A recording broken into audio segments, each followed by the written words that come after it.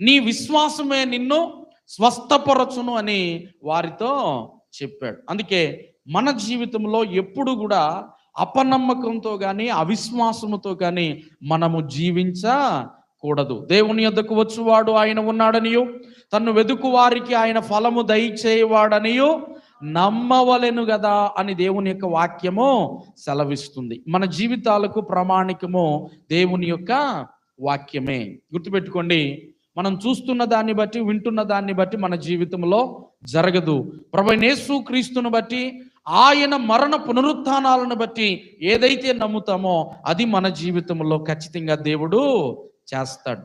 అందుకే ప్రభునందు ప్రియమైన దేవులారా, దేవుని యొక్క వాక్యాన్ని మనము ఎప్పుడు కూడా చదువుతూ ఉండాలి.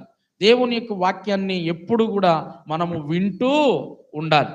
మనం వినేదాన్ని బట్టి మన జీవితంలో విశ్వాసము కలుగుతుంది. వినే